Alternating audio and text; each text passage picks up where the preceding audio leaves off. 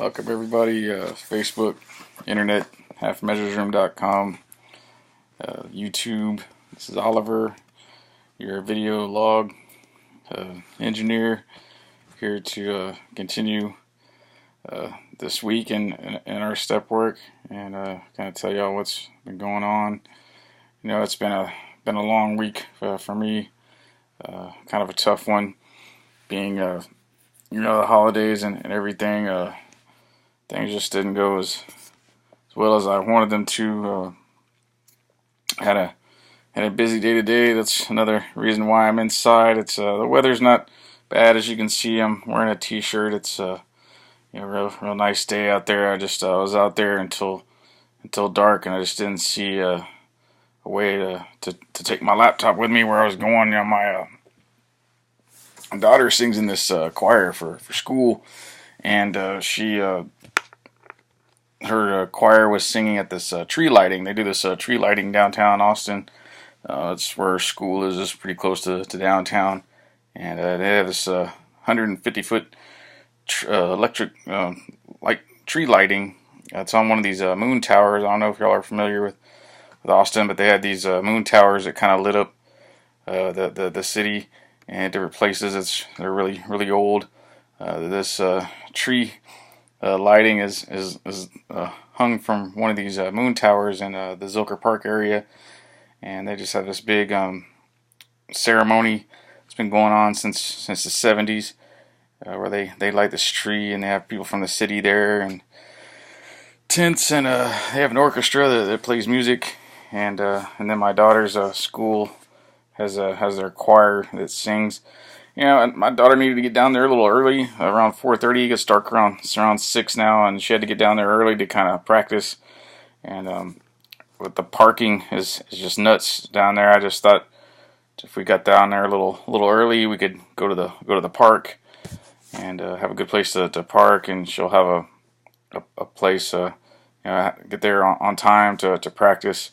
And at first I thought about taking my laptop, but I was like, man, there's gonna be so many people down there. I don't know where I'm gonna go, where it's quiet and still stay close to my daughter. And I thought about using my phone and using the video for that. I haven't quite done that yet. So I thought about trying that out, using the phone video. But on second thoughts and everything, I was just like, I'll just do this from home in the room after it gets dark. It's a little late. I hope some of y'all aren't used to watching this Sunday nights. This might not come out as normal as planned. I thought I'd pick a different corner of the room here. This star up here is my wife's. She really likes stars, and then the color red is pretty much the color of our marriage that we had, that she chose. This is it's our TV and my dresser with stickers up there, coffee shop stickers, record store stickers, things like that, and then the black nightshade over the window to keep things dark in here so we can sleep. I just thought I'd pick a different corner of the room, maybe spice things up a little bit since I'm inside again. But like I said, this week's been kind of nuts for me. This new job I have, I'm still not very happy with it, but it is paying the ways. It's one of the things I was talking to some people about this week when I was talking about these troubles that I'm having at work. This new job that I don't like is, it's really hard for me to make this gratitude list. They talk in the program about making these gratitude lists when we're having problems, and I'm just not very good at that. My cat's over there messing with something he shouldn't. What's easier for me that I've found in this period of sobriety is just to think about how worse things could be, and it helps me to remain grateful for what I have today. And even though I don't like this job, I don't like the people that work there, and I don't like the pay coming in, it is paying for things that they need to be paid for, which is good. And it's just a temporary thing. I'm still looking for a new job, and hopefully that'll work out for me soon, and when it needs to. But we're in a place right now where this is possible. This is it could be so much worse. This past year has been really rough for me and my wife and my family because of some things that I've gone through. But it could have been a lot worse, and that's one of the things I have to keep in mind. But Thanksgiving, I had to work Thanksgiving. I couldn't remember Thanksgiving where I wasn't with my family for food and giving thanks to what everything's given us and giving praise for this year. And yeah, I just don't remember a time that I'm sure there has been a time when I was using and stuff like that where I wasn't with family, but this is the first time that I could think of, I could remember where I wasn't with family. So I was pretty upset about that. But when I got off work, my wife, her brother, was one of the only living family members she has in her immediate family, and he was having dinner at his house, which was real close to where I worked at. So I was able to go over there. I was just so upset about stuff that was going on at work. I went to this skate park to kind of burn some anger off, and I slammed so hard on my knees quite a few times. It it really wrecked my knees up. I was only there for like 10 minutes. That's how much I hurt myself. But during that Black Friday ordeal, me and my wife went out and got a few things for the kids, and then yesterday on Saturday, I didn't know this, but I'm real close to the local skateboarding community, and one of my favorite local skate shops posted some stuff up on Facebook about this local on Black Friday is like the corporate kind of deal, the corporate sales for the corporate businesses. But on that Saturday, the Saturday after Black Friday is for local businesses. So this skateboard company, skateboard shop here in town that I know real well, put up this ad about stuff that they were selling on for sale discounts, and I texted them real quick and told them I needed some pads, because I banged up my knees, and they said they were having a deal on that too. So I went and got the pads that I needed for my knees. So hopefully that won't happen again. I've got the helmet for my head. I just don't have the pads for my knees. My daughter came a little early this week. Normally she comes on Friday, but she came on Thursday because of the Thanksgiving holiday, and she went with my folks to my grandmother's house, which is a couple hours away from where I work. So I wasn't able to go do that on Thanksgiving. But I did get to spend a little extra time with my daughter. Friday I did work, but I got off a little early and was able to spend some time with her. And then Saturday it was a good day. We went to the park, and I went and got those pads and stuff. And then today was another good day to spend with her. She's doing that choir thing, so I was really happy about that. So things are turning around for me. I got another crazy week this week. I'm sure I'm finishing one of the classes in school and starting a new one on Tuesday. Man, I cannot get this light out of my eyes. I don't want y'all looking at me like this, but when I look down like this, I guess I can look like this. But yeah, I've got this new class I start on Tuesday. It's kind of the second in Visual Basic. This class I'm ending right now is like the first class on Visual Basic. This next one I start on Tuesday is the second one.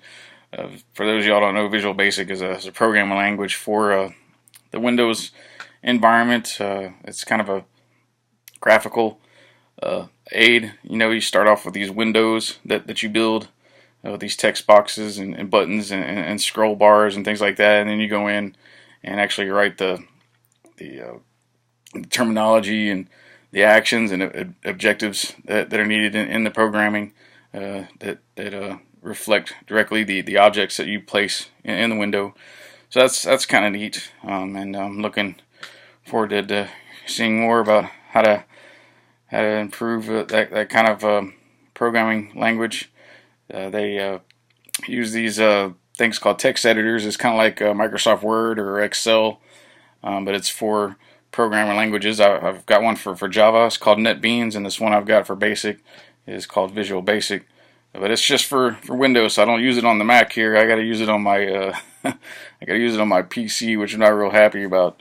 I mean, I could use it for the Mac, but I would have to upload Windows for the Mac, and I really don't want to do that. You know, Windows has got or the Mac has got the OS X, and I don't really see the reason in having a whole nother operating system for a MacBook just to run the text editor.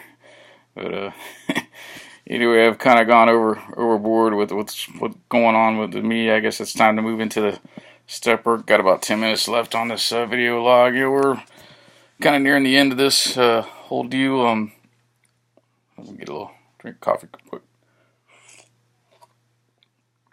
But you know, step 11 to me is a lot like step 10. It's kind of an improvement and continuance of stuff we've already been learning, tools that we've already gained, and but I think it goes into more details about this prayer that we have. You know, there's lots of prayers in our literature for the different steps and the different things that we have to go through.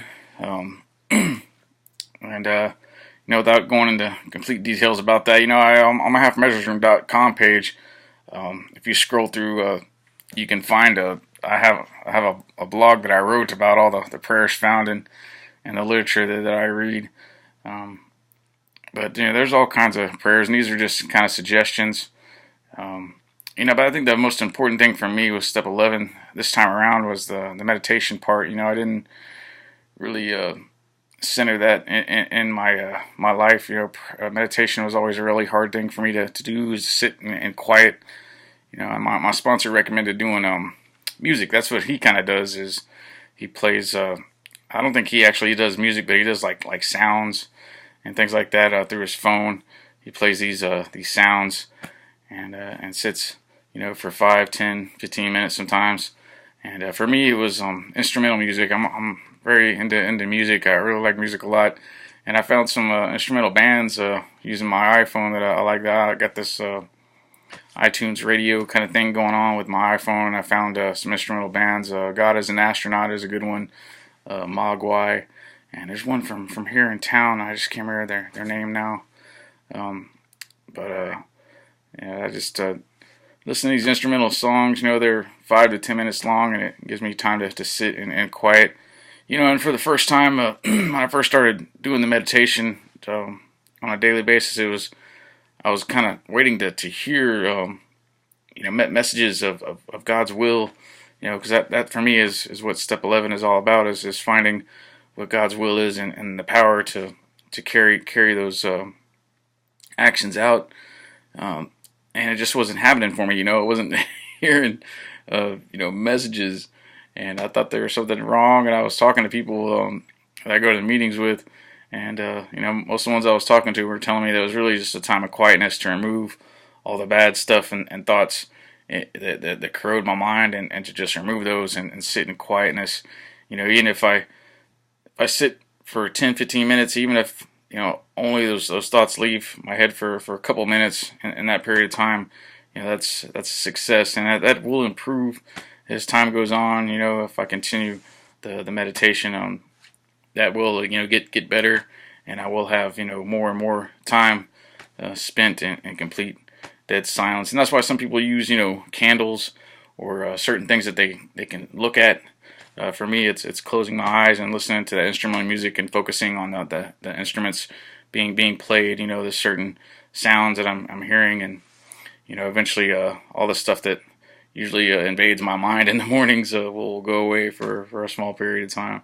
So, you know, meditation is a very important part of the 11th step, and people do them all different kinds of ways. You know, but that's what it is for me, is sitting in quiet with my instrumental music, and just hoping that all these thoughts and feelings go away just for a small period of time.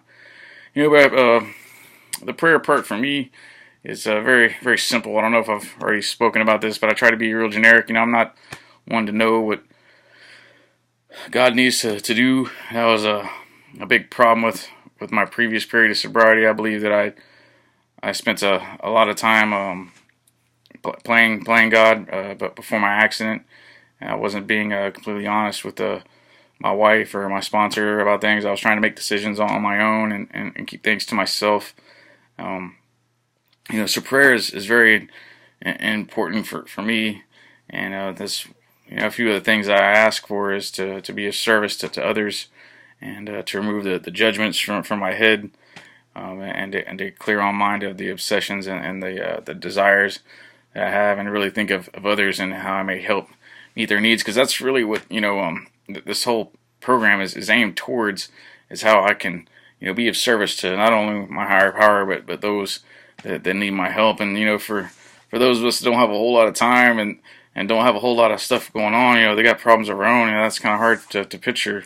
But I really try to think about those that are in worse places that I am, and I put those people in my prayers. And there's about 5 or 6, 7 people that I ask help for in particular, and there are those in the program that I ask for help. And like I said, I really just don't know what God's purpose is. What if I knew what He needed to do, what my higher power needed to do, why would I be asking for help? So I try to be real generic about it. When it comes to people in the program, I just make it real simple and ask that they find the willingness to follow His will, and then for other people, it's just real simple stuff. Like I've got some people that are going through some problems, and I ask that their lives be returned to normalcy. I have another friend that's very ill. He's got some medical problems, and he's just got a daughter that's come into his life. He's got custody over, so I ask that medically he's taken care of, so he's a good father to his daughter.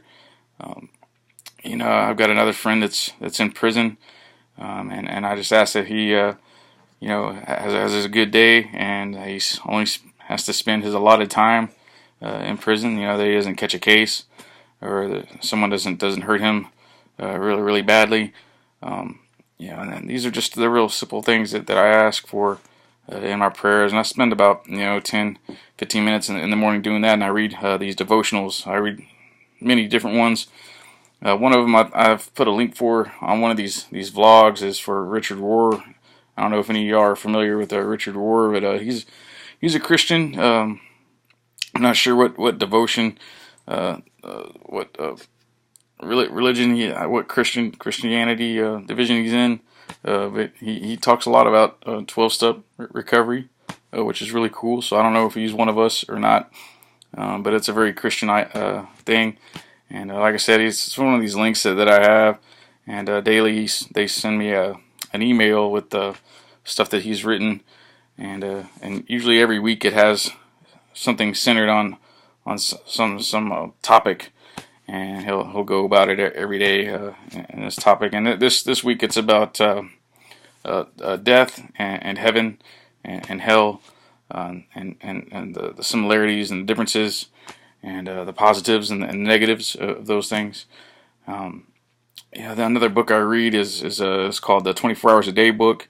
It's another one that's kind of religious for those of y'all that may not be into that kind of thing, but it is centered around 12-step recovery. And the other one is daily devotions, daily reflections.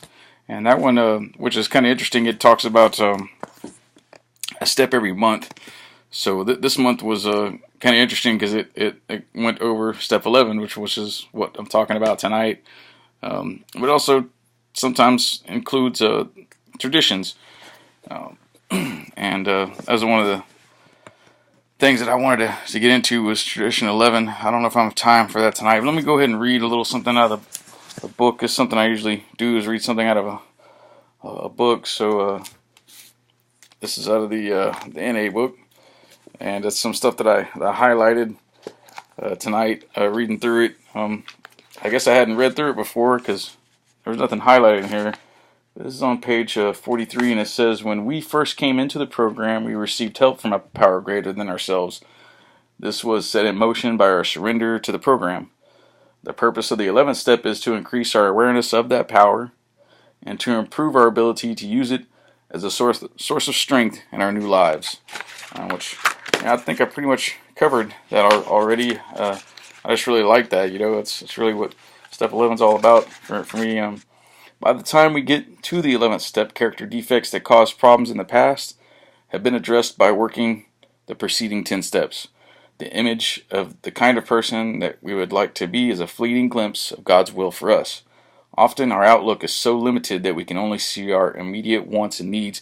And that's the whole thing for step 11. I just like the end of it. It talks about, the asking for God's will for us and the power to carry that out. Not these needs and wants that we have. Because, I've talked about this with people before. The first half of the steps are really more about selfishness. But I think it's more about, especially when we get to step 4, it's about removing that selfishness. And the remaining steps are about, what we can do to meet the needs of other people, and how we can be of service, now that we've, come to, and some of these character defects we have been removed, we can be of service to others and really, have a purpose in this life.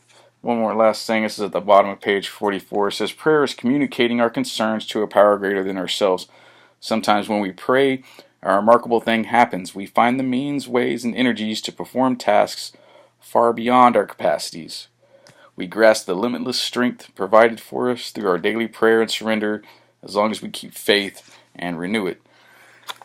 So I really like the last 3 steps. There's certain words in them that make a lot of sense to me. I think they're real powerful. And the one in step 11 is an improvement. I think we continue this work that we've started to improve the tools that we have, and the tasks and how we go about doing them. So prayer and meditation thing is something that's always going to be something I need to work on to improve, and it's a daily thing. It's just something I do on a daily basis. But the prayer is something I need to do more throughout the day. It's really more something I focus on in the morning, especially, and in the evening when I retire at night. It's something that's real difficult for me to bring into the force of my memory throughout the day, especially when bad things happen. Now, I've gone over that 20-minute mark. I just wanted to talk about the link that I put down below. I went to this meeting on Wednesday night, and I took a photo of the front of the building. I really liked it, so I'm going to use that as the color link. But it's going to link you to a website that I found on 12-step prayer.